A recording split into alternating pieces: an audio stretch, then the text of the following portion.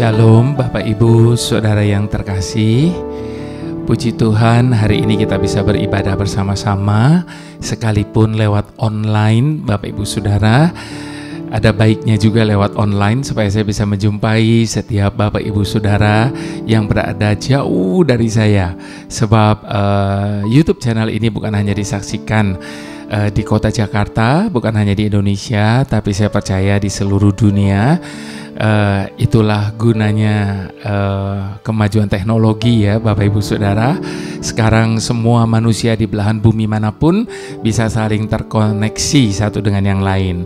Dan Bapak Ibu Saudara, lewat YouTube channel ini ibadah yang diadakan setiap hari Minggu pada pukul 20 atau jam 8 malam waktu Jakarta. Saya berdoa biarlah lewat ibadah ini setiap kita boleh semakin dekat satu dengan yang lain, dan tentunya terlebih lagi tujuannya adalah membawa kita makin dekat dengan Tuhan. Sebab di hari-hari ini Bapak Ibu Saudara tidak ada cara lain, tidak ada jalan lain, tidak ada alasan lain selain kita harus lebih dekat lagi kepada Tuhan. Karena hari-hari ini adalah hari-hari yang semakin jahat Bapak Ibu Saudara. Itu sebabnya kita perlu untuk mendekat dan melekat kepada Tuhan. Nah, Bapak Ibu Saudara, ibadah kali ini akan berseri dengan ibadah minggu depan. Karena saya akan memberi judul, tema kali ini adalah Mezbah bagi Tuhan, bagian yang pertama Bapak Ibu Saudara. Kalau dijadikan satu tentu akan jadi panjang, jadi saya split dua Bapak Ibu Saudara dan berseri minggu ini dan minggu depan. Jadi minggu ini Mezbah bagi Tuhan pertama, nanti minggu depan Mezbah bagi Tuhan yang kedua. Baik Bapak Ibu Saudara, sebelum saya berbicara lebih lanjut mengenai Mezbah bagi Tuhan ini, saya mau ajak kita sama-sama bersatu hati berdoa terlebih dahulu. Mari kita satukan hati Bapak Ibu Saudara. Bapa pemilik hidup kami, sebenarnya kami malu untuk mengatakannya Bapa, kalau kami memberikan hidup kami, meletakkan hidup kami di mezbah-Mu. Sebab atas dasar apa kami berkata demikian? Sebab sesungguhnya hidup kami ini sudah Engkau tebus dengan harga yang begitu mahal, dan harganya sudah lunas Engkau bayar. Itu sebabnya Bapa, hidup yang kami hidupi ini sebenarnya adalah milik kepunyaan-Mu. Kalau hidup kami ini milik kepunyaan-Mu, apa yang dapat kami persembahkan dengan hidup kami ini? Selain daripada kehendak kami, selain daripada keinginan, harapan, dan segala sesuatu yang ada pada kami. Namun itu pun Tuhan, kami mau letakkan semuanya di mezbah-Mu. Sambil kami berkata dan berdoa, jadilah pada kami Tuhan hanya seperti yang Engkau ingini. Terima kasih Bapa yang baik. Segala puji hormat hanya bagi nama-Mu Tuhan. Tuntun kami di dalam ibadah ini. Mampukan kami untuk memahami apa yang Kau ingin sampaikan kepada setiap kami. Terima kasih ya Bapa. Segala pujian hormat sekali lagi hanya bagi-Mu Tuhan.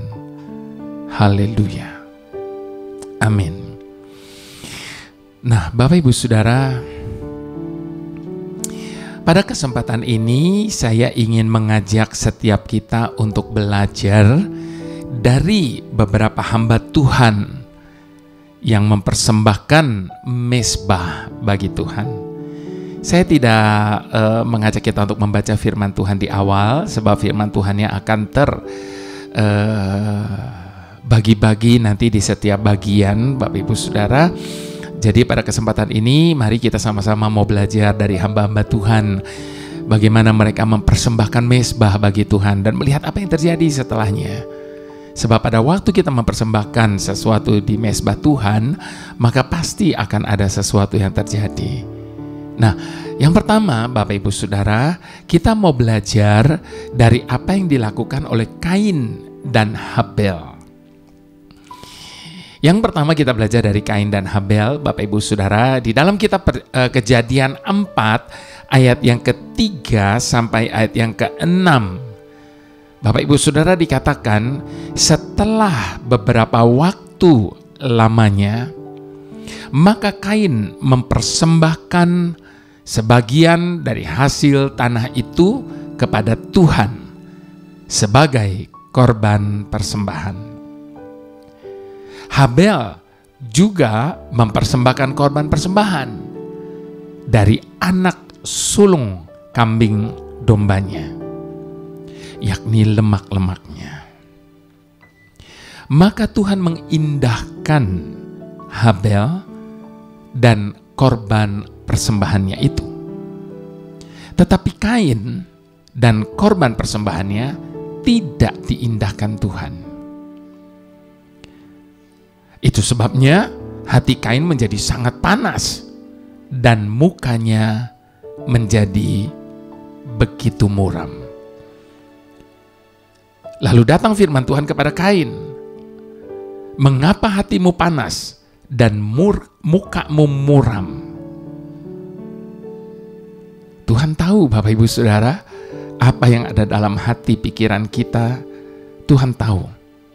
Sekalipun mungkin tidak terucap, sekalipun mungkin kita tidak mengatakan, mungkin kita tidak protes sama Tuhan, mungkin kita tidak mengeluh, tetapi Tuhan tahu kalau hati kita panas. Sebagaimana Tuhan tahu kenapa hatinya Kain begitu panas dan mukanya muram. Mezbah Habel naik dan diindahkan Tuhan, sementara mezbah Kain gagal. Itu yang menyebabkan Kain menjadi marah dan mukanya muram dan hatinya panas. Ia dibakar bukan oleh api Tuhan, tetapi oleh api asing yang lain. Bukannya menyukakan Tuhan, malah ia menyimpan dendam. Dan pada saat Tuhan menegur Kain, ia tidak jawab. Ini bahayanya, Bapak Ibu Saudara. Pada saat Tuhan menegur Kain, dia tidak menjawab. Lalu apa yang dia buat? Dia bukannya menjawab Tuhan, tetapi dia malah membunuh adiknya. Akhirnya Kain pergi menjauh dari hadapan Tuhan. Kejadian 4 ayat yang ke-16 dikatakan, lalu Kain pergi dari hadapan Tuhan dan ia menetap di tanah Nod di sebelah timur Eden. Dari pelajaran ini, dari kejadian ini, Bapak Ibu Saudara, kita memperoleh pelajaran. Orang yang mezbahnya gagal, maka jiwanya labil. Dan sudah dapat dipastikan, pada akhirnya dia akan menjauh dari Tuhan. Mengapa kita harus membangun mezbah? Supaya kedagingan kita makin hari makin dikikis. Pada saat Kain mempersembahkan sesuatu di mezbah Tuhan, dia tidak mengikis, itu tidak mengikis kedagingannya, malah dia marah. Kemarahan adalah bagian dari kedagingan tentunya ya Bapak Ibu Saudara. Di atas mezbah harus selalu ada daging yang diletakkan.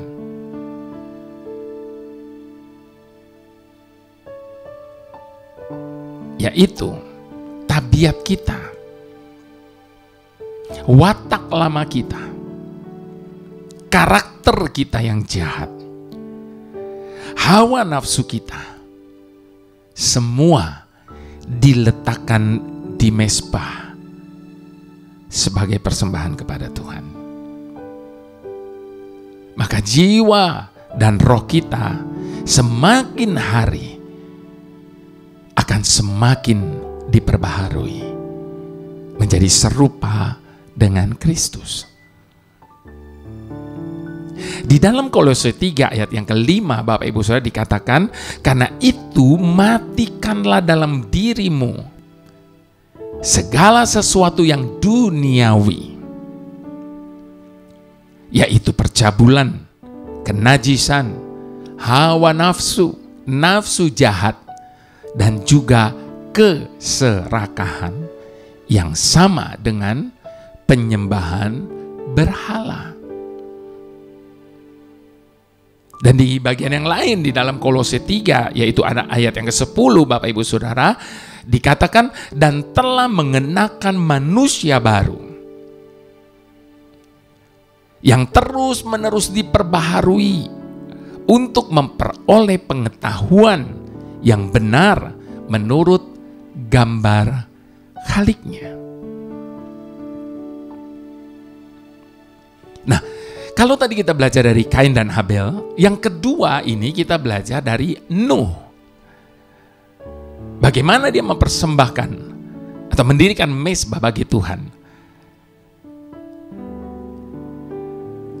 Di bagian yang kedua ini kita belajar dari Nuh. Kita mau belajar dari apa yang dilakukan oleh Nuh. Di dalam kitab Kejadian 8 ayat ke-20 sampai ke-21, Bapak Ibu Saudara, ada tertulis begini, lalu Nuh mendirikan mezbah bagi Tuhan. Dari segala binatang yang tidak haram dan dari segala burung yang tidak haram, diambilnyalah beberapa ekor. Lalu ia mempersembahkan korban bakaran di atas mezbah itu. Ketika Tuhan mencium persembahan yang harum itu, berfirmanlah Tuhan dalam hatinya, aku takkan mengutuk bumi ini lagi karena manusia. Sekalipun yang ditimbulkan hatinya adalah jahat dari sejak kecilnya. Dan aku takkan membinasakan lagi segala yang hidup seperti yang telah kulakukan. Bapak Ibu Saudara, setelah air bah surut, Nuh beserta keluarganya keluar dari bahtera. Sebagai rasa syukurnya, karena ia telah selamat dari air bah yang membinasakan seluruh umat manusia pada waktu itu, maka Nuh membangun mezbah bagi Tuhan dan mempersembahkan korban bakaran di atas mezbah itu. Alkitab mencatat, Bapak Ibu Saudara, Tuhan mencium persembahan yang harum itu. Dan ayat yang ke-21, setelah itu Tuhan mengadakan perjanjian bahwa ia tidak akan mengutuk bumi lagi. Dan selama bumi masih ada, tak akan ada berhenti musim menabur dan menuai, dingin dan panas, kemarau dan hujan, siang dan malam. Kemudian pada pasal 9 ayat yang pertama dikatakan, Tuhan memberkati Nuh dan anak-anaknya dan memberikan mandat untuk menguasai bumi kembali. Kita lihat dampak dari mezbah yang dibuat oleh Nuh bagi Tuhan. Bapak Ibu Saudara, belajar dari apa yang dilakukan oleh Nuh ini, mezbah kita sebagai ucapan syukur dan penyembahan kita kepada Tuhan adalah kunci bagi berkat dan perkenanan Tuhan turun dalam hidup kita. Itu sebabnya kenapa kita harus membangun mezbah. Sebab sekali lagi mezbah kita itu sebagai ucapan syukur, sebagai penyembahan kita kepada Tuhan. Dan itu adalah kunci untuk membuka berkat dan perkenanan Tuhan turun dalam hidup kita. Dalam mezbah rohani kita, Bapak Ibu Saudara, yang dikorbankan adalah kedagingan kita. Yang dimaksud dengan mezbah rohani itu adalah kedagingan kita, Bapak Ibu Saudara. Semua bentuk kecemaran, percabulan hawa nafsu, kemarahan, kebencian, sakit hati, ketamakan, cinta uang. Dan semuanya itu kita berani potong dan taruh di mezbah Tuhan. Kalau sekarang kita suka berdoa dan suka pelayanan, Bapak Ibu Saudara, tetapi masih mudah menyimpan sakit hati. Kalau kita suka berdoa, kita sibuk pelayanan, tapi kita masih mudah marah, mudah mengutuki orang, emosi kita mudah meledak, maka kita sebetulnya hanya sedang menjalankan kegiatan doa dan pelayanan. Jadi doa dan pelayanan kita itu cuma sebuah kegiatan, aktivitas. Namun selama itu tidak akan pernah ada mezbah dalam hidup kita. Nah, itu juga sebabnya Bapak Ibu Saudara, persembahkanlah hidup kita sebagai korban yang hidup, yang kudus, dan yang berkenan kepada Tuhan sebagai ibadah kita yang sejati.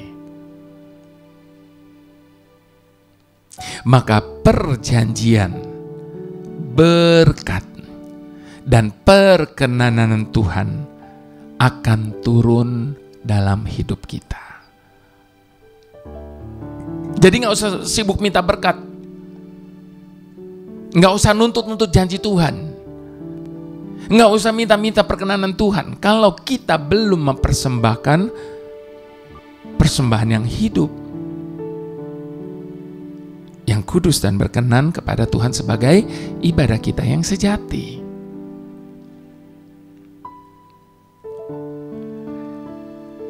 Roma 12 ayat 1-2 berkata begini. Karena itu saudara-saudara, demi kemurahan Tuhan, aku menasehatkan kamu supaya kamu mempersembahkan tubuhmu sebagai persembahan yang hidup, yang kudus, dan yang berkenan kepada Tuhan. Itu adalah ibadahmu yang sejati. Janganlah kamu menjadi serupa dengan dunia ini, tetapi berubahlah oleh pembaharuan budimu, sehingga kamu dapat membedakan manakah kehendak Tuhan, apa yang baik, yang berkenan kepada Tuhan, dan yang sempurna. Jadi Bapak Ibu Saudara, sekali lagi mari kita bangun mezbah, kita persembahkan kepada Tuhan apa yang layak Dia terima dari setiap kita. Maka engkau akan melihat apa yang akan terjadi di kemudian hari. Janji-janji, berkat-berkat, dan perkenanan Tuhan akan turun dalam hidup setiap kita. Mari kita ambil komitmen di hadapan Tuhan bersama-sama. Bukan dengan barang fana Kau membayar dosaku, dengan darah yang mahal, tiada noda dan celah. Bukan dengan emas perak. Kau menebus diriku oleh segenap kasih dan pengorbananmu. Ku telah mati dan tinggalkan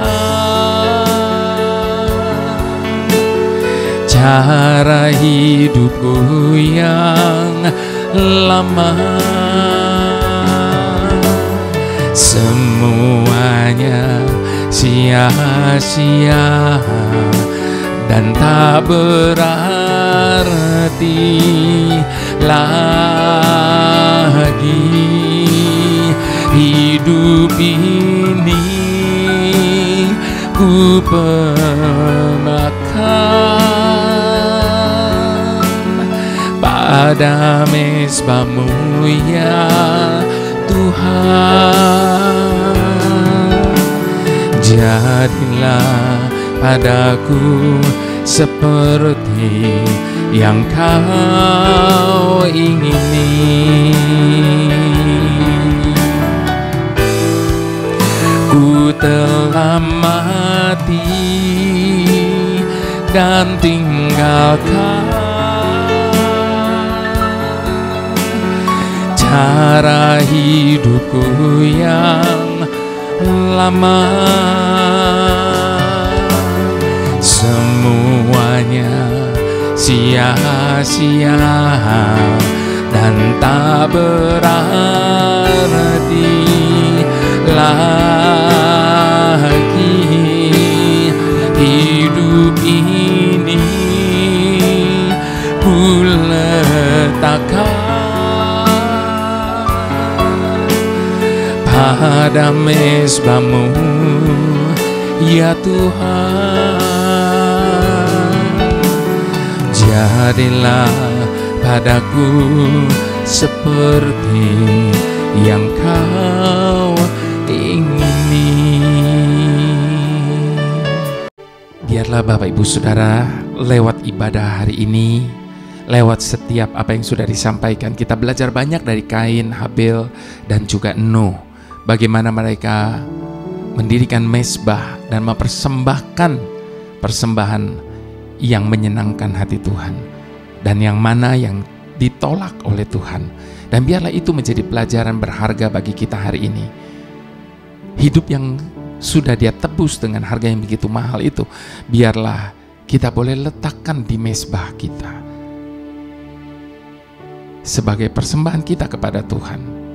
Mezbah yang kita bangun, mezbah yang kita dirikan untuk mempersembahkan hidup lama kita yang sia-sia, yang kita mau tinggalkan, dan biarlah kita mati terhadap segala keinginan daging kita.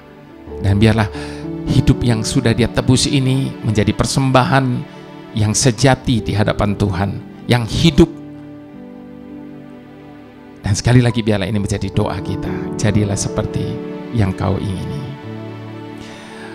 Ku telah mati dan tinggalkan cara hidupku yang lama.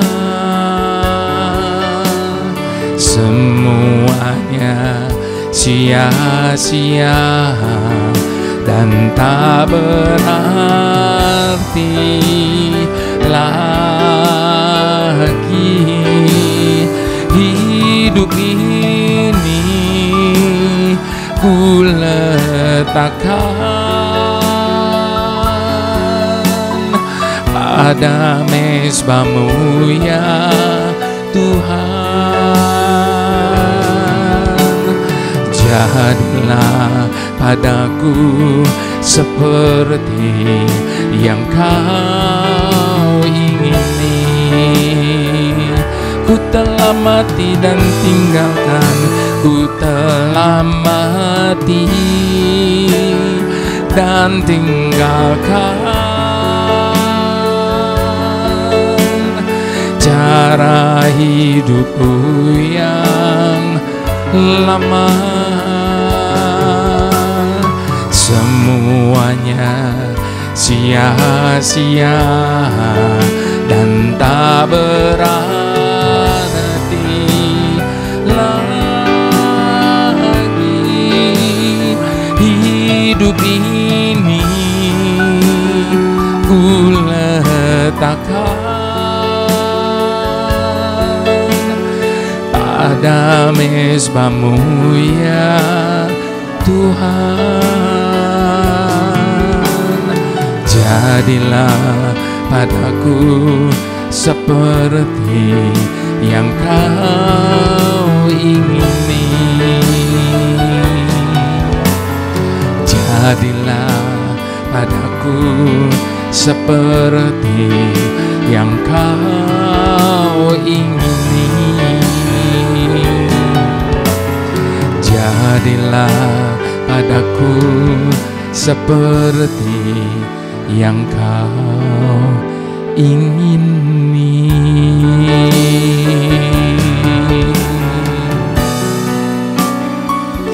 Ini doa kami,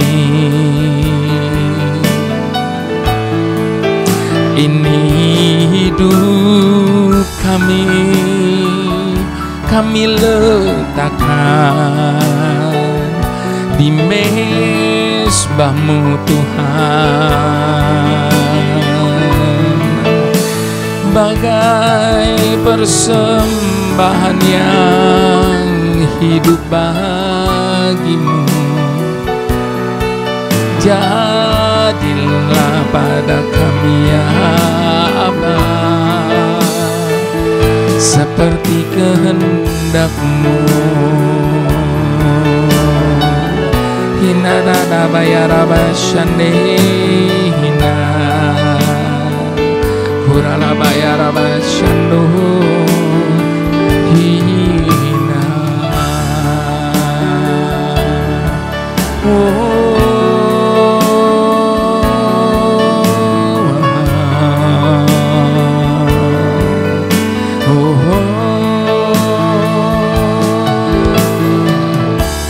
mari Bapak Ibu Saudara, biarlah kita selalu ingat bahwa hidup kita ini sudah ditebus dengan darah yang begitu mahal, dan hidup kita ini sudah dibeli dengan harga yang begitu mahal. Itu sebabnya biarlah kita mau letakkan hidup yang telah Dia tebus ini di mezbah sebagai persembahan yang hidup, yang berkenan kepadanya. Nah, pada saat kita mempersembahkan korban kita,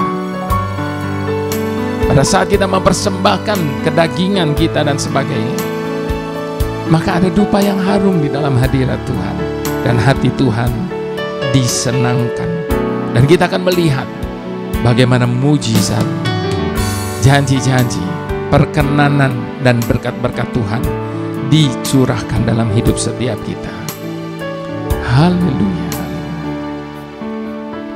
Bapa Surgawi, terima kasih atas rencana-Mu yang besar bagi hidup kami. Buat kami menyadari kebenaran ini, bahwa ketika malaikat-Mu berbuat salah, maka Engkau mencampakkannya ke bumi. Namun ketika manusia berbuat kesalahan dan terhilang, Engkau mengirim dan mengorbankan putra tunggal-Mu, Tuhan kami Yesus Kristus, untuk mencari dan menyelamatkan kami. Betapa besar kasih-Mu bagi kami Bapa. Terima kasih karena Engkau menerima kami apa adanya. Bahkan ketika Engkau mendapati kami tidak dalam keadaan baik, namun demikian pun ketika Engkau menemukan kami, Engkau menggendong kami dengan sukacita. Engkau mengangkat kami sedemikian tinggi. Engkau menyebut kami berharga. Engkau mengangkat kami menjadi anak-anak-Mu, memahkotai kami dengan kebenaran. Terima kasih Bapa, karena Engkau tidak pernah berhenti mencintai kami. Kami bersyukur buat cinta kasih-Mu sekarang dan selamanya. Dan kami persembahkan hidup kami sebagai persembahan yang hidup dan berkenan kepadamu. Mari Bapak Ibu Saudara, dengan segala hormat kita mau angkat kedua tangan kita di hadapan Tuhan.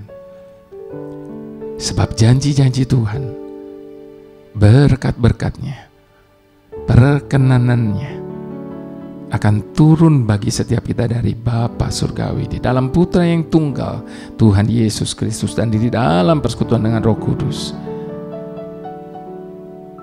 Haleluya. Mari semua kita yang berkomitmen mengatakan amin.